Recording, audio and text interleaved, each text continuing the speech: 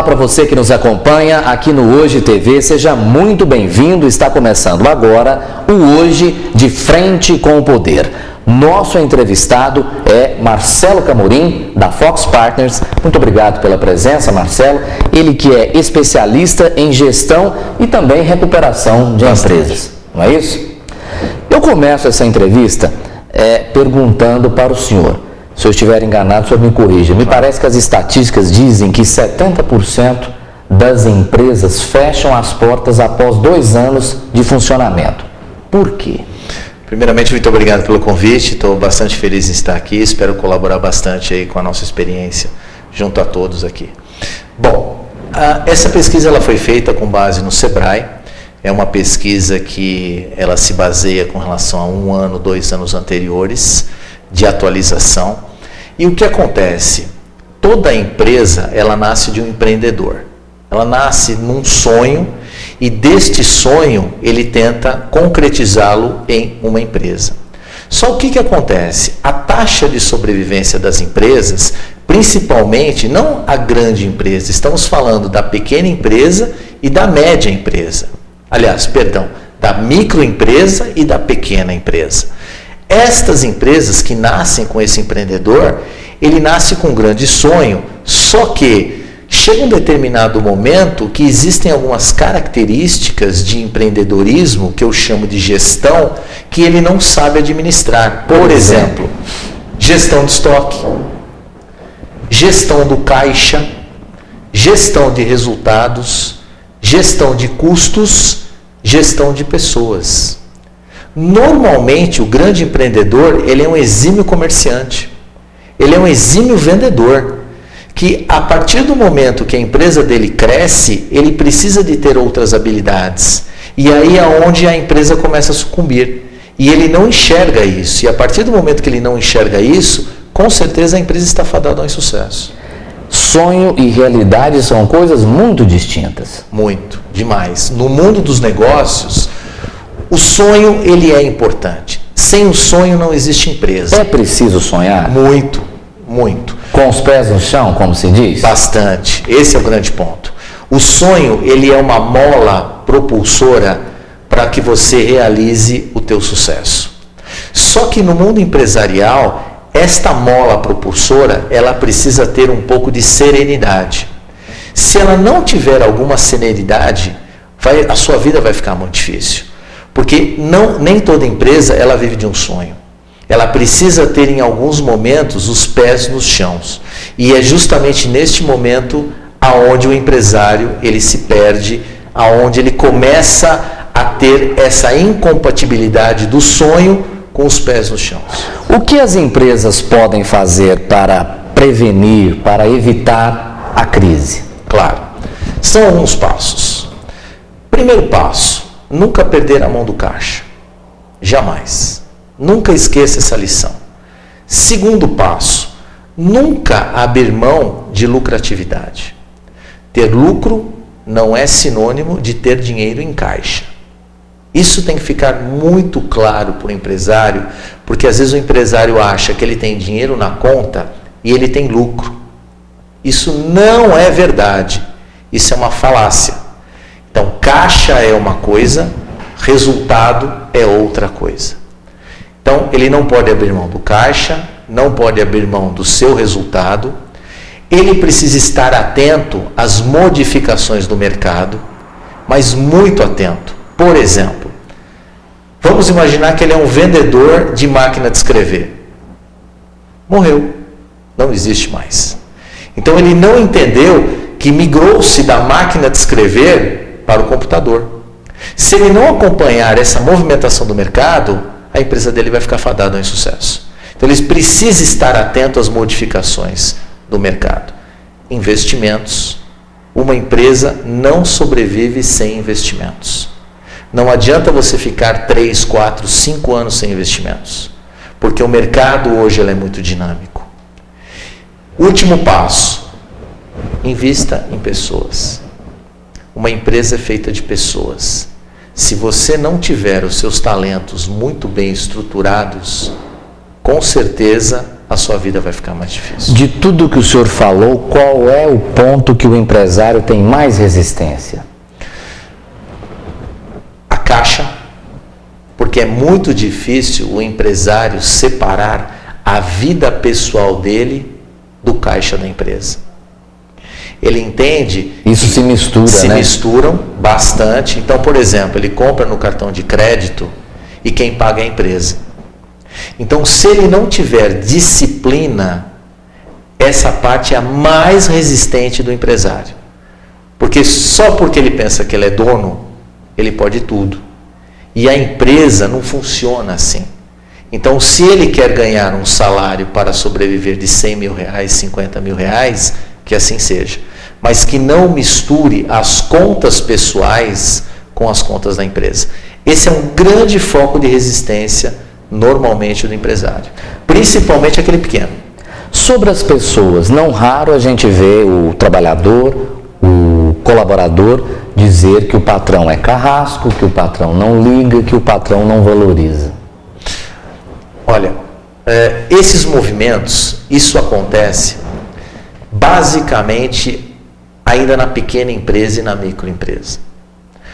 Porque você está falando de uma empresa que tem 10 funcionários, 15 funcionários, 20 funcionários, que ela não pode ter uma estrutura de recursos humanos, ela não pode ter ainda uma estrutura de retenção muito forte de talentos. Já na média empresa, que nós estamos falando de uma empresa de 80 milhões por ano, 100 milhões por ano, acima disto, com certeza já existem algumas opções de recursos humanos muito mais estruturadas. E existe um ponto importante. Não há empresa no mundo que tenha 100% dos seus colaboradores satisfeitos. Não existe isso. Por mais que a empresa se doe, sempre vai ter um colaborador insatisfeito. E a insatisfação, ela vai de vários tópicos. Pode ser insatisfação salarial, pode ser insatisfação na carreira, pode ser insatisfação com benefícios, pode ser insatisfação no ambiente de trabalho. Então, essa questão do carrasco, o patrão é isso, o patrão é aquilo outro, isso acontece sim. Mas este movimento, ele está mudando dia a dia, mês a mês e ano a ano. O senhor citou aquele antigo vendedor da máquina de datilografia, né, que ficou superada. Eu pergunto, quais as mudanças vêm por aí? Que mudanças, principalmente o microempresário e o pequeno, devem ficar atentos?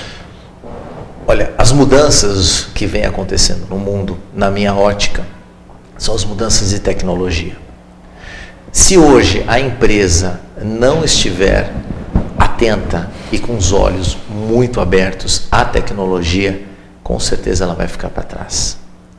Não vai mais existir aquela empresa que não invista na sua tecnologia para que ela consiga sobreviver no mercado. Então, o empresário que não estiver atento a novas mudanças de tecnologia, a novas máquinas, a novos investimentos, a novas metodologias de gestão de empresas, se ele não estiver atento a isso, com certeza ele vai ficar para trás muito. Claro que tudo isso depende de investimento. Depende de financiamentos bancários. Aí você vai ter que recorrer aqui no Centro-Oeste ao FCO, você vai ter que recorrer ao BNDES, para que você tenha juros mais baratos e consiga fazer os seus investimentos. Se ele não estiver atento a tudo isso, com certeza a vida dele fica muito mais difícil. O senhor atua muito em consultoria com empresas familiares. E eu me lembrei até de um livro de Fernando Veríssimo, cujo título é Pai Rico, Filho Nobre, Neto Pobre. Sim. Gostaria que o senhor comentasse. Isso é um fato. Isso acontece constantemente. O que eu percebo ao longo do tempo já profissionalizando empresas há muitos anos? O fundador, ele nasce num momento da vida dele muito diferente do que o neto dele, muito diferente do que o filho dele. E vai muito da criação também. Então existem vários modelos que eu já vi ao longo do tempo. Existem aquele modelo que segue o pai rico, filho pobre e etc., que é da seguinte forma: o fundador, ele nasceu muito pobre, ganhou muito dinheiro, criou o seu filho de uma forma não muito adequada, já com várias abundâncias que ele não teve. Totalmente diferente muito dele, diferente, né? E automaticamente o neto também foi criado com uma abundância ao quadrado. Então, esse ciclo, ele não sabe o que é, por exemplo, você passar necessidade. Então você tem esse modelo de hereditariedade. E você tem outro modelo, que embora o fundador tenha sido muito rico, ele criou o filho dele com valores muito próximos dos valores dele, e o neto também foi criado com valores muito próximos do fundador. Então se aplica também essa situação, embora o neto tenha sido rico, mas os valores do neto seguem o patriarca. Então essa teoria do fundador rico, o pai mediano e o neto pobre, por exemplo, não se aplica a esse modelo. Está menos. Bem menos. O senhor tem escritório, o senhor é paulista, tem Sim. escritório em São Paulo, e me parece que já há uns 5, 7 anos, provavelmente, abriu o escritório Perfeitamente. em Goiânia. Desde 2007. A pergunta é, por que o senhor veio para a região centro-oeste? Por que o senhor abriu o escritório em Goiânia? Olha, Centro-Oeste para nós é um celeiro de oportunidades. 98% das empresas do Brasil são empresas familiares, segundo as últimas pesquisas. E nós atuamos justamente nas empresas familiares. Então nós percebemos um movimento no Centro-Oeste que era bastante promissor para nós. Aqui existem inúmeras empresas familiares e empresas que estão na fase da sucessão. E esta fase da empresa, para nós, é muito interessante. Então, quando ela está se reinventando, porque o Brasil hoje é um Brasil muito diferente do que era um Brasil de 20 anos atrás, e as empresas, e o mercado hoje ele é muito rápido, e as empresas precisam se movimentar. Então, automaticamente, elas precisam se reinventar. E aí é onde nós atuamos, na reinvenção do negócio. Mas o que chamou a atenção no Centro-Oeste? Agronegócio, por exemplo? Agronegócio, nós temos aqui várias empresas tradicionais aqui, né? Nós temos o agronegócio, nós temos redes de varejo bastante familiares e bastante interessantes, nós temos indústrias, nós temos empresas de serviços, nós temos vários segmentos aqui que nós atuamos que para nós é bastante interessante.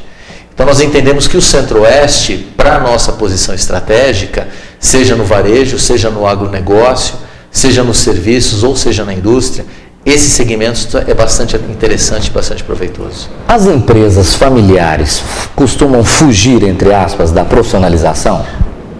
Fugiam. Esse cenário acontecia. O que está acontecendo para essa não fuga é o próprio cerco de fiscalização do fisco. O fisco hoje está muito feroz. Hoje nós temos várias informações totalmente automatizadas. E a informalidade, ela está infinitamente menor do que ela era 10 anos atrás. Então, quando você fala de profissionalização num ambiente informal, não é interessante para ninguém. Agora, a partir do momento que você tem uma formalidade de impostos, uma fiscalização muito mais aguerrida, automaticamente o mercado torna-se mais competitivo. E é onde essas empresas têm dificuldade de se adaptar a esse novo modelo. E aí é onde nós atuamos. Então nós entendemos que as empresas começam a mudar a sua forma de pensar, a se profissionalizar, porque o fundador já tem uma certa idade e precisa preparar o seu sucessor para um Brasil diferente. Marcelo Camorim, só um minutinho, nós vamos fazer um rápido intervalo e daqui a pouco a gente volta aqui no Hoje TV com o nosso programa, o Hoje de Frente com o Poder. Fique ligado.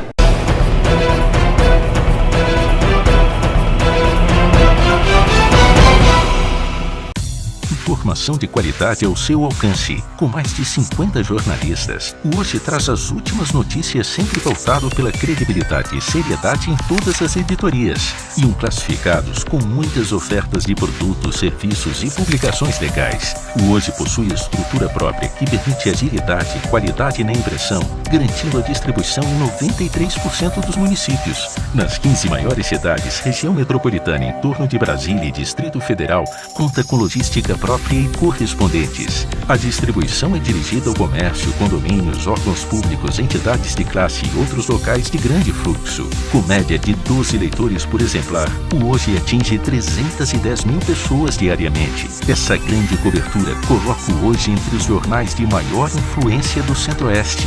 Forte presença na internet, com acesso livre no portal. Leia e anuncie. O Hoje, o único com informação gratuita que tem conteúdo.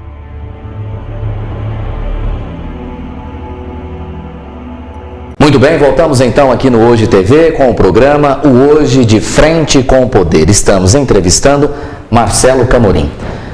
Qual é a influência das decisões políticas na vida das empresas? Olha, bastante importante. Política e mundo empresarial, eles caminham juntos. Estão ligados? Bastante sim. Porque muitas decisões políticas, elas refletem no mundo corporativo. Por exemplo, investimentos. Então, a partir do momento que o setor público ele faz os seus investimentos no país, automaticamente mudam a vida das empresas. Então, o cenário, e o inverso disso também é verdadeiro, né? Então, por exemplo, o caso Petrobras. A Petrobras é uma grande tomadora de fornecedores e muitos fornecedores prestam serviço para a Petrobras.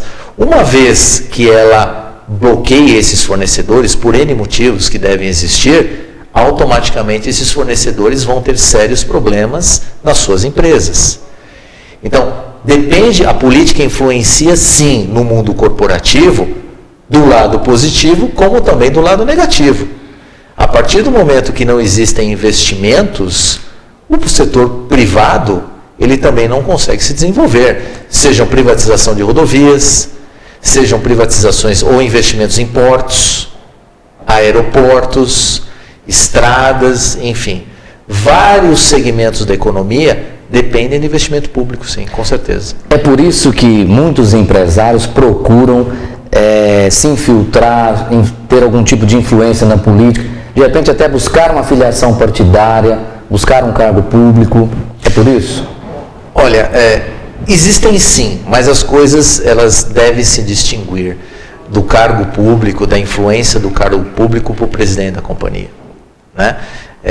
Automaticamente, quando você é uma empresa que você depende do investimento público, automaticamente você tem lá o seu processo licitatório, você tem tudo aquilo que a legislação permite. Mas na minha ótica, eu não consigo enxergar um sucesso, uma empreitada de sucesso, se você é presidente de uma empresa e automaticamente você quer um cargo público para você ter algum tipo de influência nesse negócio.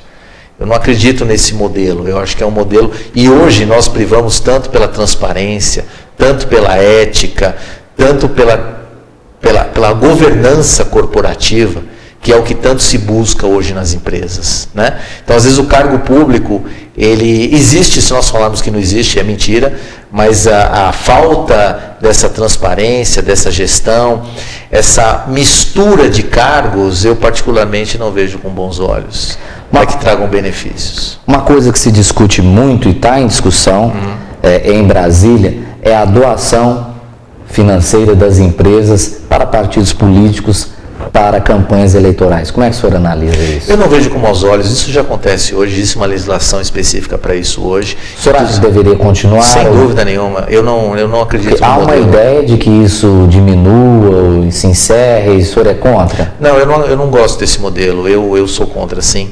Eu não acredito, isso no mundo inteiro é assim. Nos Estados Unidos é assim, muitas campanhas são bancadas pela iniciativa privada.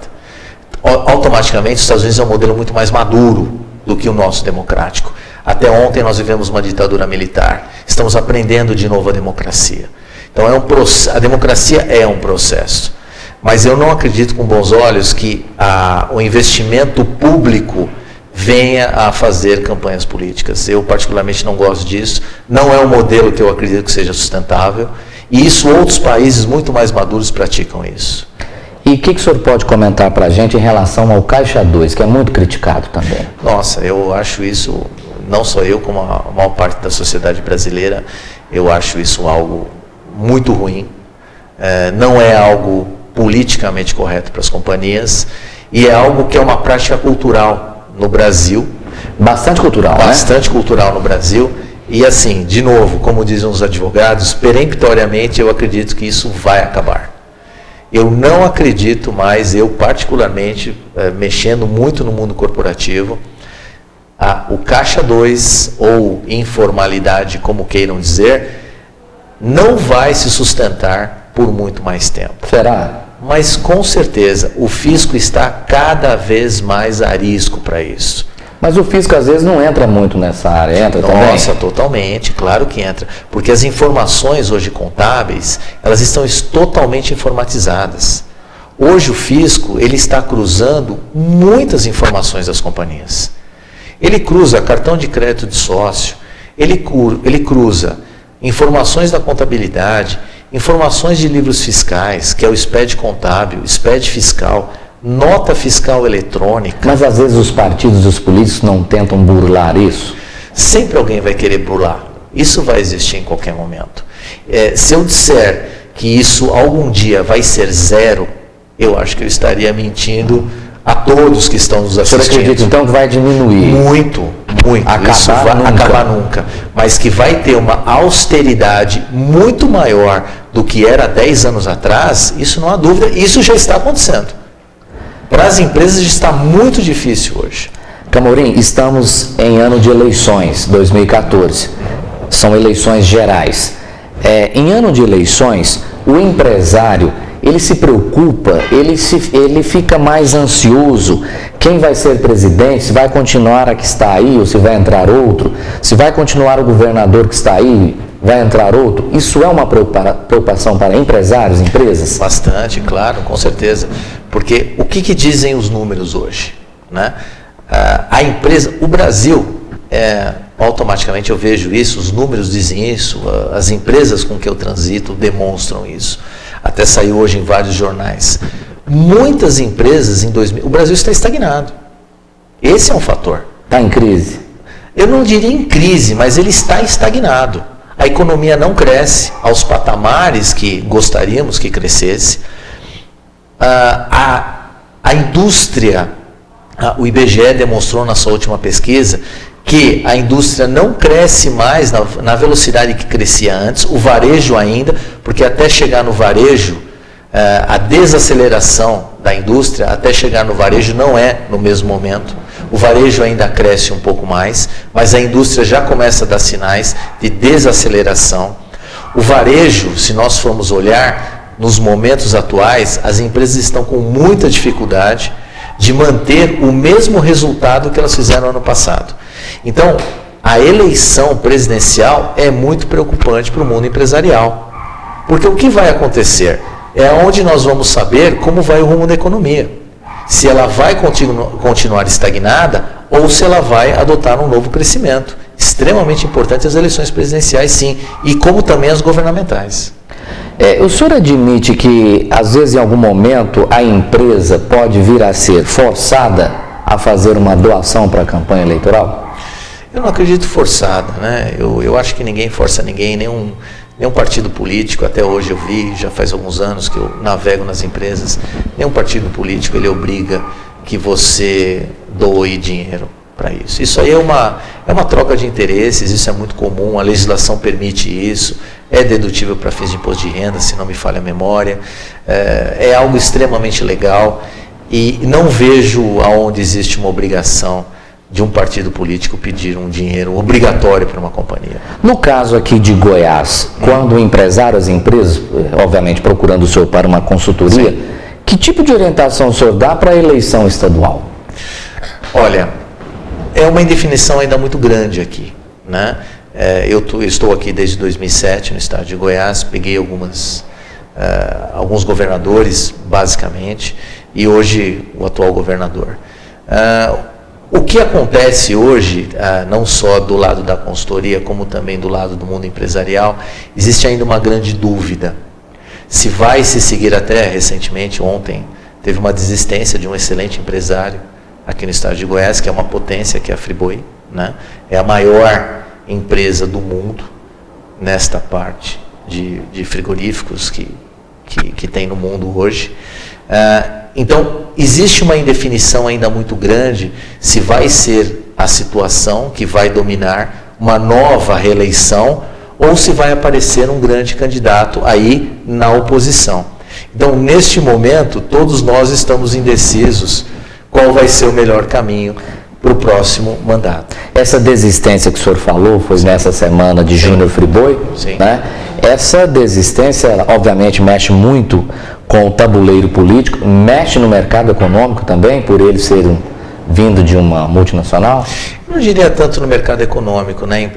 A Friboi é uma empresa muito sólida, muito bem consolidada no mercado. Ela mexe muito mais no ambiente político do que no ambiente econômico. Obviamente, algumas correntes devem pensar que o Júnior é uma pessoa de muito sucesso, construiu uma empresa brilhante e automaticamente ele é um excelente gestor que iria trazer inovações para o estado de Goiás. Com certeza essa corrente deve pensar dessa forma. Mas esse é um cunho mais político. Economicamente não tem efeito nenhum.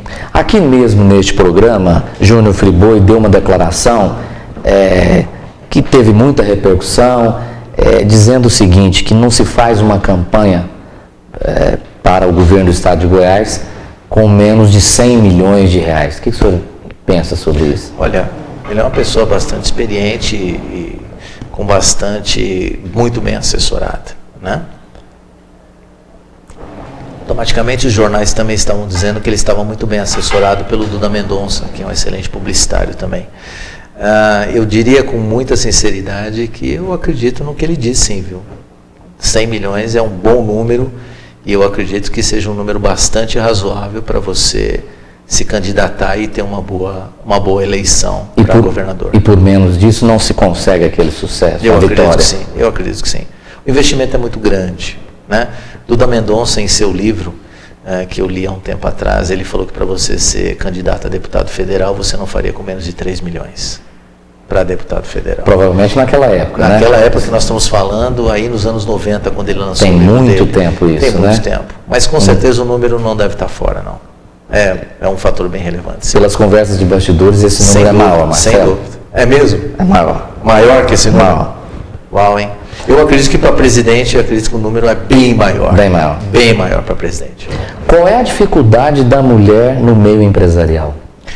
Bom, nós estamos aí num mundo moderno. Existem várias empresárias de grande sucesso. Luísa Trajano, uma excelente empresária do Magazine Luiza.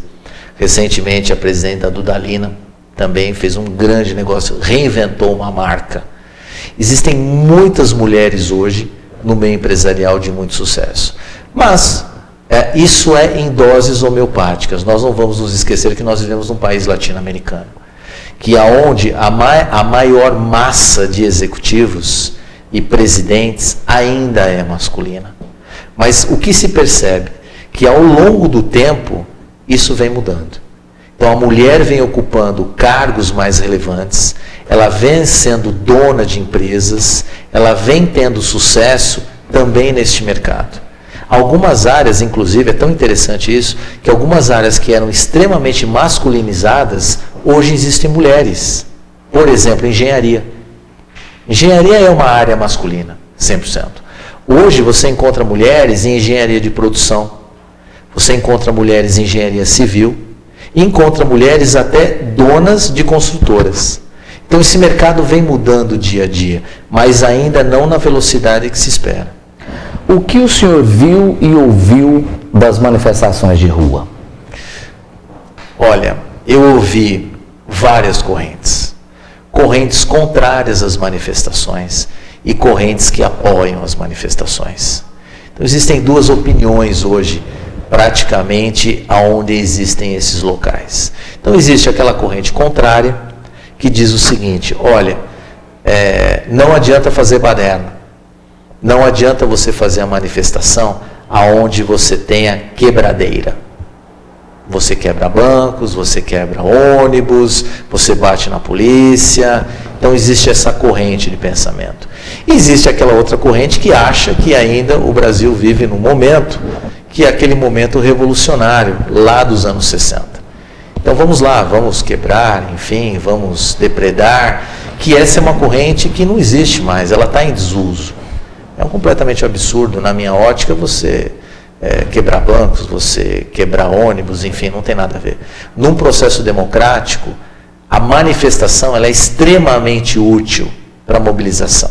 Só que ela não pode ser bandalheira, da forma como em determinados estados está sendo feito. Então existem duas correntes, a corrente que concorda e a corrente que vamos quebrar tudo o que nós estamos vivendo na época dos anos 60 ainda. Marcelo Camorim, esse é o momento para as considerações finais.